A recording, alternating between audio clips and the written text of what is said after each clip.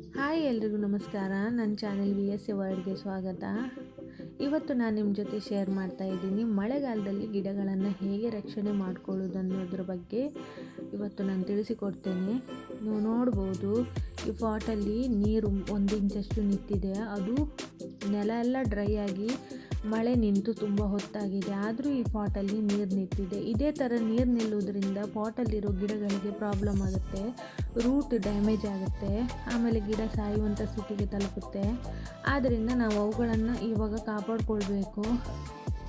ಅದ್ರ ಬಗ್ಗೆ ನನಗೆ ಗೊತ್ತಿರುವಂಥ, ನಾನು ಯೂಸ್ ಮಾಡಿ ಸಕ್ಸಸ್ ಆಗಿರುವಂಥ ಕೆಲವೊಂದು ಐಡಿಯಾಗಳನ್ನು ನಾನು ನಿಮಗೆ ಕೊಡ್ತೀನಿ. ನೀವು ಕೂಡ ಅದನ್ನು ಯೂಸ್ ಮಾಡಿಕೊಂಡು ನಿಮ್ಮ ಗಿಡಗಳನ್ನು ಕೂಡ ಕಾಪಾಡಿಕೊಳ್ಳಿ. ನಾನಂತೂ ಅದನ್ನು ಯೂಸ್ ಮಾಡ್ತಾ ಇರೋದು. ಇವಾಗ ಬನ್ನಿ ನಾನು ತಿಳಿಸಿಕೊಡ್ತೇನೆ. ಮೊದಲನೇ ಐಡಿಯಾ ಏನಂತ ಕೇಳಿದರೆ, ನೋಡಿ, ಈ ಥರ ಕೋಲು ಎಲ್ಲರ ಮನೆಯಲ್ಲೂ ಇರುತ್ತೆ. ಕೋಲು, ಮರದ ಕೋಲಾಗಿರ್ಬೋದು, ಯಾವುದೇ ಕೋಲಾಗಿರ್ಬೋದು. ಈ ಥರ ಕೋಲುಗಳನ್ನು ತಗೊಂಡು ನಾವು ಈ ಪಾಟ್ ಉಂಟಲ್ಲ, ನೀರು ನಿಂತಿರುವಂಥ ಪಾಟ್ ಉಂಟಲ್ಲ, ಇದರದ್ದು ಸುತ್ತ ನಾವು ಹೋಲ್ ಮಾಡಬೇಕು. ಹೋಲ್ ಅಂದರೆ ಸುತ್ತ ಮಾಡಬೇಕು. ಇದು ಸಣ್ಣ ಪಾಟ್ ಆದ್ದರಿಂದ ನಾನು ಅದರದ್ದು ಡ್ರೈನೇಜ್ ಹೋಲ್ ಇರುವಂಥ ಕಡೆಯಲ್ಲೇ ನಾನು ಮಾಡ್ತಾಯಿದ್ದೀನಿ. ಅದಕ್ಕೋಸ್ಕರ ಅದು ಮಿಡ್ಲ್ ಬರ್ತಾ ಉಂಟು.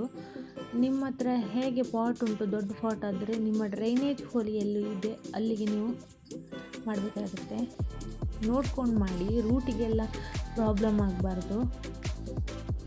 ನೋಡ್ಬೋದು, ನೋಡಿ ನೀರು ಹೇಗೆ ಹೊರಗೆ ಹೋಗ್ತಿದೆ ಅಂಥೇಳಿ.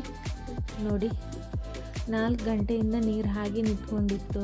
ಇವಾಗ ಮತ್ತು ನಾವು ಪದೇ ಪದೇ ಚೆಕ್ ಮಾಡ್ತಾ ಇರಬೇಕು. ಮಳೆಗಾಲದಲ್ಲಿ ಗಿಡಗಳ ಹತ್ರ ಹೋಗಿ ಯಾವ ಪಾಟಲ್ಲಿ ನೀರು ನಿಲ್ತಾ ಇದೆ ಅದನ್ನು ನೋಡಿ ಚೆಕ್ ಮಾಡಿ ನಾವು ಇದೇ ಥರ ಅವುಗಳನ್ನು ಕೋಲೇನಾದರೂ ಹಾಕಿಬಿಟ್ಟು ಹೋಲ್ ಮಾಡಿ ನೀರನ್ನು ಹೊರಗೆ ಕಳಿಸಿಕೊಡ್ಬೇಕು. ಈ ಥರ ಮಾಡೋದ್ರಿಂದ ಗಿಡಗಳಿಗೆ ಯಾವುದೇ ರೀತಿಯಾದಂಥ ಪ್ರಾಬ್ಲಮ್ ಬರೋದಿಲ್ಲ. ನೀರು ನಿಲ್ಲುವಂಥ ಪ್ರಾಬ್ಲಮ್ ಇದ್ದರೂ ಇವಾಗ ಇವತ್ತು ಮಾಡಿ ನಾಳೆನೂ ನಿಂತರೆ ನೀವು ನಾಳೆನೂ ಕೋಲ್ ಹಾಕಿನೇ ನೀರನ್ನು ಇಳಿಸಿಕೊಡ್ಬೇಕು. ಆಯ್ತು, ಕೋಲ್ ಹಾಕಿ ನೀರನ್ನು ನಾವು ಹೊರಗೆ ಕಳಿಸಿಕೊಡ್ಬೇಕು. ಆವಾಗ ನೋಡಿ, ಇದು ಫುಲ್ಲು ಕ್ಲೀನಾಗಿ ಹೋಗಿದೆ. ಇವಾಗ ಒಂದು ಚೂರು ಇರ್ಬೋದು, ಅದು ಇನ್ನೂ ಸ್ವಲ್ಪ ಹೊತ್ತರಲ್ಲಿ ಹೋಗುತ್ತೆ. ಇದೇ ಥರ ಮಾಡಿ ನಾವು ಗಿಡಗಳಿಂದ ನೀರನ್ನು ತೆಗಿಬೋದು. ನಾನಂತೂ ಯೂಸ್ ಮಾಡ್ತಾಯಿದ್ದೀನಿ. ಇದೇ ಟ್ರಿಕ್ಕನ್ನು ನಾನು ಯೂಸ್ ಮಾಡೋದು. ಪ್ರತಿ ಮಳೆಗಾಲದಲ್ಲೂ ನಾನು ಯೂಸ್ ಮಾಡೋ ಟ್ರಿಕ್ ಇದೆ. ಒಂದೊಂದು ಸಲ ಮಣ್ಣು ಜಾಮ್ ಆಗೇ ಆಗುತ್ತೆ, ತುಂಬ ಮಳೆ ಬಂದಾಗ ಜಾಮ್ ಆಗುತ್ತೆ. ಇವಾಗ ಎರಡನೇ ಉಪಯೋಗ ಐಡಿಯಾ ಏನಂತೇಳಿ ನಾನು ತೋರಿಸ್ತೇನೆ. ಈ ಐಡಿಯಾ ಏನು ಕೇಳಿದರೆ, ಈ ಥರ ನೀರು ನಿಂತವಾಗ ನಾವು ಪಾಟನ್ನು ತಗೊಂಡು ಪಾಟನ್ನು ನಾವು ಮಲಗಿಸಿ ಬಿಡಬೇಕು.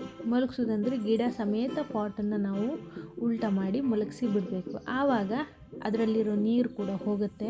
ಇನ್ನೊಂದು, ಮಳೆ ಬಿದ್ದರೂ ಕೂಡ ಆ ಪಾಟಿಗೆ ಏನೂ ತೊಂದರೆ ಆಗೋದಿಲ್ಲ. ಪಾಟಿಗಾಗಲಿ ಗಿಡಕ್ಕಾಗಲಿ ಏನೂ ತೊಂದರೆ ಇಲ್ಲ.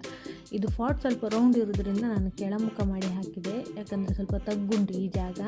ನೀವು ಕೂಡ ಇದೇ ಥರ ಪಾಟನ್ನು ಅಡ್ಡ ಮಲಗಿಸಿ ಇಡೋದ್ರಿಂದ ಯಾವ ಪ್ರಾಬ್ಲಮ್ಮು ಬರೋದಿಲ್ಲ. ಎಂಥ ಗಾಳಿ ಮಳೆಗೂ ಕೂಡ ನೀವು ಅದನ್ನು ಈ ಥರ ಮಾಡಿ ಇಡಬಹುದು.